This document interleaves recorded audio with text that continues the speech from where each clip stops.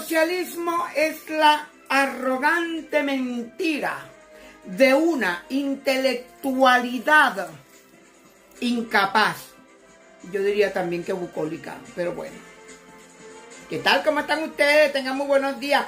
Hoy es 11 de noviembre del año 2024. Son exactamente las 11:27 de la mañana.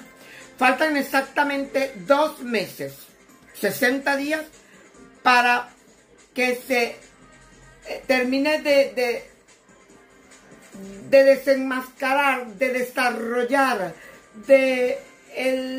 los capítulos culminantes de esta novela de horror que hemos tenido que vivir durante 25 años. Bueno, los cubanos van peor que nosotros.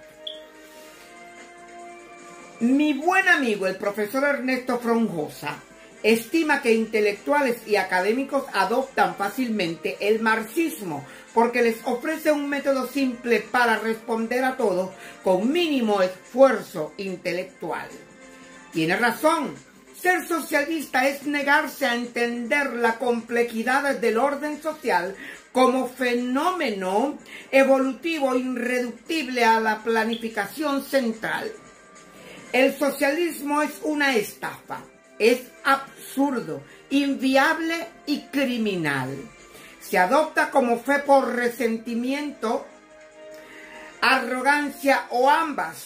Tal resentimiento proviene de la envidia, como la arrogancia de la inferioridad intelectual, la ingenuidad moral o ambas. Quisiera creer que el común del socialista lo son, pero ingenuidad moral, pero sé que la mayoría lo es por resentida envidia, arrogante, incapacidad de comprender la complejidad del orden social o ambas. La ingenuidad moral en los socialistas es tan rara como los diamantes en la tierra. La fatal arrogancia que estudiaba Hayek en esa monumental obra póstuma como error de hecho del socialismo explica principalmente la fe socialista de los intelectuales, la envidia que estudió a fondo Choek. En la envidia y la sociedad a su vez explica principalmente el socialismo de las masas. Los intelectuales socialistas son los que son más por incapacidad que por cualquier otro motivo. El socialismo es la fe arrogante de una intelectualidad incapaz de reconocer sus límites. Personas más cultas que el promedio fácilmente se creen más inteligentes de lo que realmente son. Personas muy inteligentes y cultas fácilmente, las cuales niegan los límites de sus propias capacidades y los de la propia inteligencia humana. Es un complejo de omnipotencia lo que atrae a cualquier reducción de lo prosaológico a lo teológico. Conoce la teoría de la evolución y la ciencia de la complejidad. Niegan sus consecuencias para el orden social, sometiendo la ciencia al dogma de fe constructiva. El socialismo consideraba que el socialismo es el paso de los medios de producción de la propiedad privada a la propiedad de la sociedad organizada.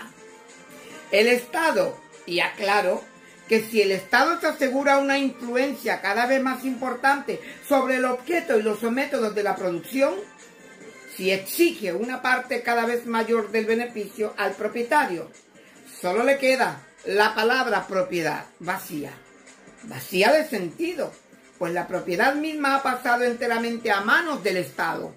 Más recientemente, Huerta de Soto define al socialismo como todo sistema de agresión institucional al libre ejercicio de la función empresarial. Identifica en el libre ejercicio de la empresarialidad una condición sin que no para la tendencia al equilibrio dinámico del mundo. Hayek, en La fatal arrogancia, no definió explícitamente socialismo, si bien es quien mejor lo explica como error del hecho. De ahí deduzco mi definición del socialismo como un artificioso intento de planificación teológica centralizada sobre sistemas evolutivos autorregulados, sistema cuya enorme complejidad inherente no los hace abarcables por la razón humana, sino en términos muy limitados y exclusivamente a grandes rasgos. Se sigue que donde quiera que identifiquemos correctamente una artificiosa interferencia del tipo en cualquiera de los sistemas evolutivos interdependiente del orden espontáneo de la civilización, habremos encontrado un caso predecible de inviabilidad del socialismo en sentido amplio. Entender que los intelectuales socialistas se han hecho socialistas por su arrogante negación de los límites del saber humano nos explica que los adoptarán como religión. Entonces replantearán toda la evidencia contraria a sus dogmas para reafirmarlo. Así que Marx predijo que la expansión global del capitalismo concentraría el capital y depauperaría al proletariado. Ni una ni la otra cosa. Lenin afirmó que la explotación imperialista de colonias y economía periférica por centros capitalistas imperiales eludía temporalmente la depauperación del proletariado en los centros imperiales. Empobreciendo las colonias, el socialismo prevaleció, no en la economía más desarrollada como predijo Marx, sino en la periferia primero y en las antiguas colonias después. Perdidas las colonias y reducida la periferia capitalista, la prosperidad abundaría en el mundo socialista. La depauperación llegaría a los centros imperiales y sería extrema en las periferias sin socialismo. Ni una cosa ni la otra, pero la realidad no les impide seguirlo afirmando. Otra imaginativa excusa para sostener el arrogante dogma historicista contra la evidencia histórica es la síntesis malthusiana del marxismo que con Monner desarrolló, afirmando: Marx creía las clases trabajadoras se verían cada vez más empobrecidas y el creciente conflicto entre capitalista y trabajador llevaría a las situaciones de cambio revolucionario. Una explicación del por qué ha fallado en materializarse. Hasta ahora la predicción de Marx aparece a partir del mejor conocimiento de los procesos económicos como consecuencia de la reciente preocupación por el medio ambiente, como apunta The Closing Circle, una empresa que contamina el medio ambiente y está por tanto viéndose subsidiada por la sociedad. En esta medida, la llamada libre empresa no es completamente privada. También ha apuntado que esta situación lleva a un efecto colchón temporal de deuda con la naturaleza, representando por la degradación de medios ambientes en el conflicto entre el empresario y el asalariado, que al llegar ahora a sus límites puede revelarse en toda su crueldad, su crudeza. En este sentido, la aparición de una inmensa crisis en el ecosistema puede considerar a su vez como la señal de una crisis emergente en el sistema económico. Pero entonces el socialismo no ocasionaría enormes crisis ambientales. Gestionaría mejor los impactos ambientales que en economías capitalistas. Las crisis ambientales finalmente revelarían la prosperidad y eficacia ambiental socialista y el desastre ambiental y por fin la depauperación proletaria capitalista. Y como de costumbre ni una cosa ni la otra, como siempre, todo es una mentira. Apuntalar cada falsedad debilitada con falacias y nuevas falsedades sin que jamás colapse el paradigma fallido no es ciencia, es a lo que la fatal arrogancia empuja a intelectuales y académicos dispuestos a negar la realidad si no se aviene a su dogma de fe. Esto lo escribió Guillermo Rodríguez González. ¡Wow! Perfecto. Socialismo, arrogancia, envidia y confusión entre ellos, que no aceptan los dogmas. El socialismo no paga. Comandante, déjeme hablarle. ¿Vieron ese editorial que hizo ese hombre? Entonces es para que ustedes vean, señoras y señores, que el socialismo es solo una fantasía. El socialismo todo lo que toca lo destruye. El socialismo es, como lo dije antes y como lo dijo este señor, es mentira. El socialismo es envidia. El socialismo es resentimiento. El socialismo es odio. Ni un milímetro de espacio a esos que piden sanciones, a esos que piden invasiones en Venezuela, a esos que nos han quitado el estado de bienestar que teníamos nosotros en Venezuela. El día que aquí en Pampanito, en este municipio, al que yo considero el más chavista del estado de Trujillo, cuando ven aquí una María Corina o lo que sea, tenemos que sacarlos a coñazos de aquí del municipio de Pampanito. Este territorio es libre, este territorio es soberano, este territorio es independiente. El socialismo para mí es fascismo, porque cuando ellos hablan, o sea, qué cosa que ellos siempre hablan de la ultraderecha, pero cuando hablan de la ultraizquierda, entonces ellos dicen que no. Ellos son unos santos, ellos aman al prójimo, ellos aman al pueblo, ellos adoran, ellos quieren la igualdad, quieren la equidad. A los ricos les quieren quitar a los ricos para darle a los pobres, quieren pues expropiar empresas para luego adueñarse de esas empresas, cuyas empresas al final terminan siendo pues ruinas, porque ellos en el momento que esa empresa va triunfando, ellos van agarrando todo el dinero, toda la producción, todas las ganancias, todo lo que sea, y en vez de reinvertir y de desarrollar más esa empresa, lo que hacen es destruirla, acabarla y desaparecerla. Ese es el socialismo, porque en mi país, Venezuela, muchas empresas que fueron expropiadas por Hugo Chávez, al final terminaron siendo unas empresas fantasma, empresas pues abandonadas, y bueno, ahí está el caso del Gran Hotel Caracas Hilton, un hotel espectacular que fue un hotel maravilloso, lo expropió Chávez, y bueno, luego después ahí metieron a un gentío del deslave del Estado Vargas, metieron damnificados, bueno, un hotel 5 estrellas donde las grandes élites, las grandes personalidades se hospedaban cuando hacían enormes congresos en Venezuela. Bueno, pues mire, terminó convirtiéndose en un paupérrimo edificio más de los tantos de la Misión Vivienda. Por lo tanto, señoras y señores, pues el que me diga a mí que con el socialismo se progresa, vale. El que me diga a mí que el socialismo te saca de la pobreza, vale. Pero saca de la pobreza a los jerarcas que llegan a los poderes.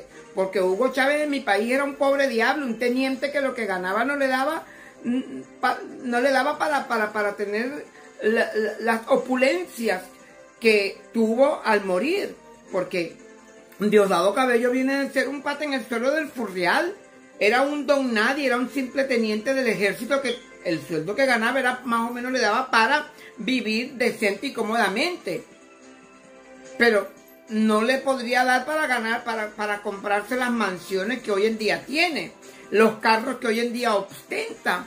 Entonces, pues miren, señoras y señores, el que crea en el socialismo es porque realmente es un esclavo de la ignorancia, un esclavo de lo surreal.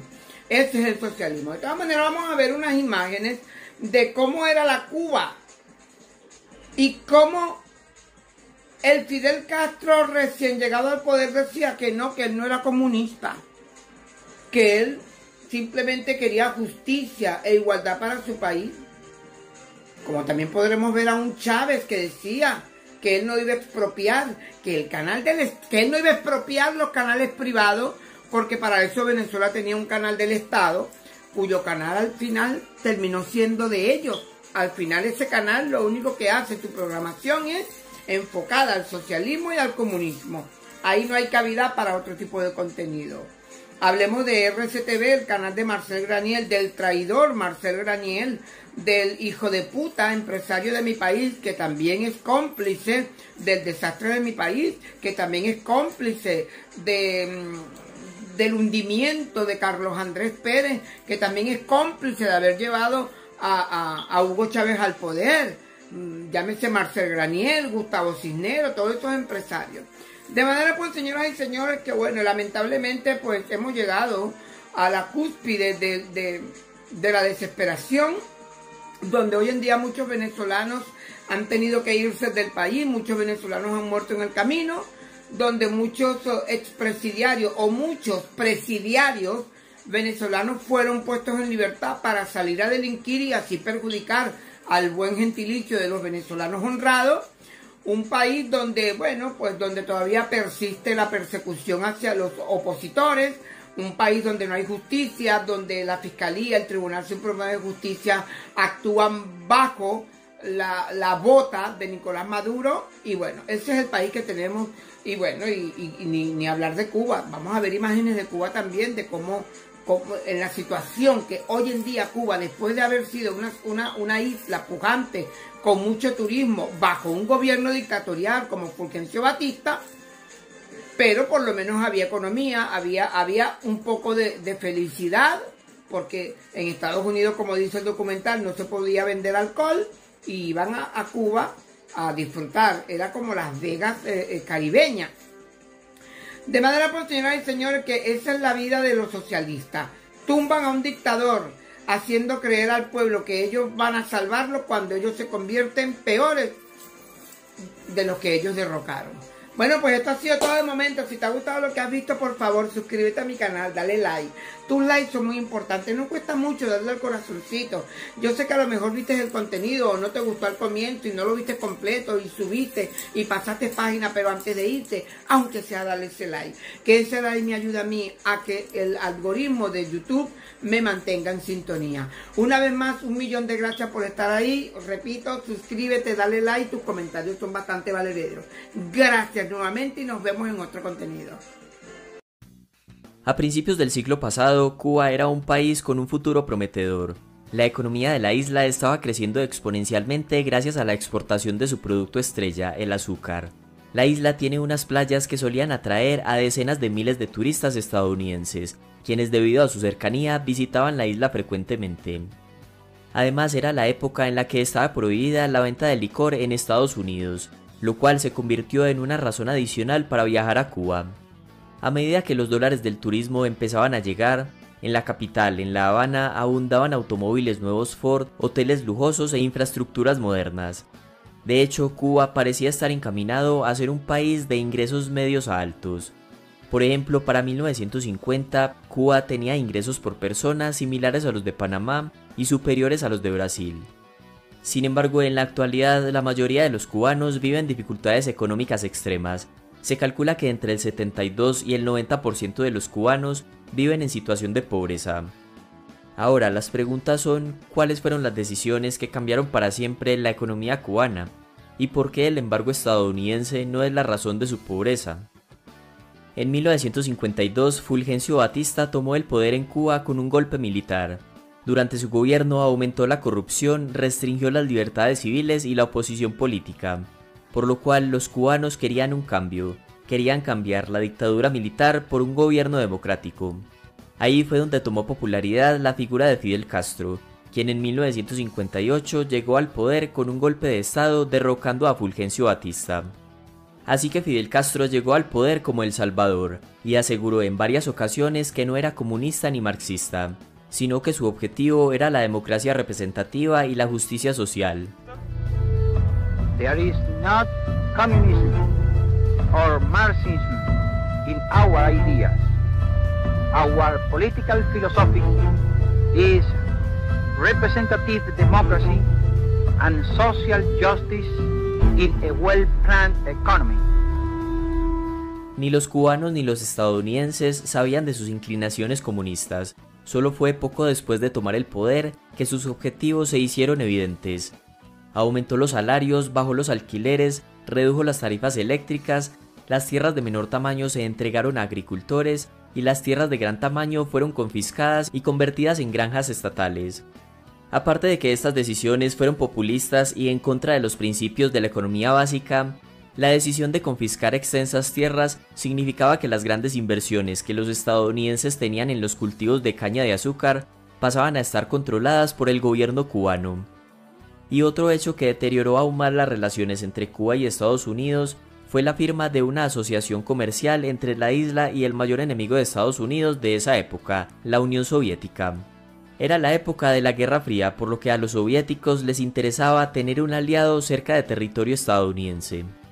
De hecho, el punto más álgido de la Guerra Fría fue cuando Estados Unidos supo de la existencia de misiles nucleares soviéticos escondidos en Cuba. de manera que los soviéticos comenzaron a comprar azúcar cubano a cambio de petróleo, maquinaria y ayuda de técnicos soviéticos. El problema es que ese petróleo importado tenía que ser procesado en alguna de las 3 refinerías de propiedad estadounidense en Cuba, Shell, Texaco y ESO, pero las 3 se negaron a refinar el petróleo proveniente de la Unión Soviética, por lo que Fidel Castro decidió nacionalizar también esta industria y expropiar las 3 refinerías estadounidenses, lo cual provocó que Estados Unidos recortara la cuota de azúcar que compraba a Cuba por un acuerdo firmado previamente. Y esas exportaciones de azúcar a su vecino habían sido la mayor fuente de ingresos de Cuba durante varias décadas. Como respuesta, Castro terminó confiscando todos los activos de propiedad estadounidense en la isla, desde las refinerías y los bancos hasta los hoteles y los casinos. En 1962, Estados Unidos amplió el embargo para prohibir casi todo el comercio con Cuba. Y debido a este embargo, Cuba vio como una solución práctica depender aún más económica, política y militarmente de la Unión Soviética. Ya en esa época, en la década de 1960, Fidel Castro no ocultaba que su revolución era socialista. Nacionalizó toda la economía, desde los vendedores ambulantes, las tiendas minoristas y los restaurantes, hasta los bancos e ingenios azucareros. Todo pasó a ser propiedad exclusiva del gobierno. El Estado fijaba los precios de los bienes y determinaba cuánto y qué debían producir las industrias. Como era de esperarse, estas políticas fueron un desastre, porque los precios deben fluctuar libremente, pues detrás del precio de un bien o servicio hay demasiada información que solo el productor de ese bien conoce. Información sobre cómo se produce, cuánto cuesta transportarlo, cuánto cuesta producirlo, cuánto cobran los trabajadores del sector, si hay abundancia o escasez de materias primas para producirlo. En fin, toda esta información se resume en el precio del bien para que sea rentable de producir. Y a su vez la cantidad que demandan los consumidores de ese bien le da información al empresario de cuánto debe producir. Entonces el sistema de precios es algo muy complejo que se resuelve espontáneamente con las interacciones entre consumidores y vendedores. Y en la economía hay millones de precios, por eso cuando un grupo de políticos fija los precios de todos los bienes, distorsiona el mercado. Y efectivamente en Cuba las empresas no disponían de los insumos necesarios para alcanzar las cuotas de producción asignadas, y las fábricas recién construidas cerraban por falta de componentes. Por otro lado, todo el mundo tenía garantizado un puesto de trabajo, pero esto significaba que algunas empresas empleaban más personal del necesario, o que en otras la productividad fuera muy baja. Sumado a esto hay que tener en cuenta que desde que asumió Castro el poder, hubo una masiva migración de cubanos hacia Estados Unidos, por lo cual la pérdida de profesionales capacitados agravó el tema de la productividad, pues quienes ocupaban en su lugar cargos directivos eran elegidos en función de su lealtad a la revolución socialista, mas no por sus méritos, experiencia o conocimiento. A pesar de todo esto, la economía cubana logró sostenerse gracias a los generosos subsidios, ayudas y acuerdos comerciales con la Unión Soviética. Para comprobar el nivel de dependencia de Cuba por estas subvenciones, cuando se disolvió la Unión Soviética en 1991, el PIB cubano cayó más de un 30% y en 1993 tenía un nivel similar al de 1955, o sea, el nivel de 40 años atrás. Ese periodo de estancamiento y de declive económico se conoció como periodo especial, donde la escasez de alimentos era normal y el cubano perdió una media de 9 kilos. Los apagones se convirtieron en algo del día a día, y de nuevo decenas de miles huyeron del país arriesgando sus vidas para llegar por mar a Estados Unidos. La economía cubana se recuperó años después gracias a que se comenzó a liberalizar tímidamente las actividades económicas y la inversión extranjera. Se legalizó el dólar y se autorizó el autoempleo para unas 150 ocupaciones. Surgieron nuevos hoteles, restaurantes y clubes nocturnos en La Habana. Pero lo que permitió al régimen socialista sobrevivir fue su alianza con Venezuela cuando Hugo Chávez llegó al poder en 1998. Tal como el papel que había jugado la Unión Soviética, Venezuela se convirtió en el aliado comercial y diplomático más importante de Cuba. Suministraba petróleo subsidiado y otras ayudas que entre 2002 y 2011 equivalían a más de 80.000 millones de dólares.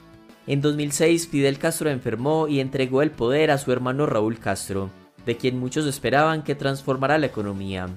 Sin embargo, dicha transformación nunca llegó, y Cuba en la actualidad sigue siendo un país con la mayoría de su población en situación de pobreza. Y la caída en la llegada de turistas debido a la pandemia aumentó las dificultades económicas de la isla. La cifra que refleja el presente de Cuba es que en 2022 vivió el mayor éxodo migratorio de su historia. Entonces la decisión que cambió para siempre el rumbo de la economía cubana fue la de expropiar todas las industrias y comercios, incluidas las estadounidenses. Esto trajo dos consecuencias. Primero, destruyó los incentivos y ambiciones tanto de trabajadores como de empresarios. Y segundo, se convirtió en enemigo de su mejor socio comercial natural por cercanía, Estados Unidos, y a su vez pasó a depender en gran medida de lo que pasara con la Unión Soviética. El gobierno cubano culpa al embargo estadounidense por la situación actual, y a pesar de que Cuba podría estar mejor sin el embargo, la isla aún es libre de comerciar con otros 192 países. El problema es que el gobierno cubano no paga sus deudas externas y que su sistema productivo está tan atrasado que no produce bienes que otras naciones necesitan, y si lo hiciera tampoco podría competir con las empresas de otros países. Aún así, el embargo es la excusa que promueve el gobierno cubano desde hace décadas para esconder los fracasos de su política económica. La misma política que arruinó a Venezuela, el país con las mayores reservas de petróleo del mundo.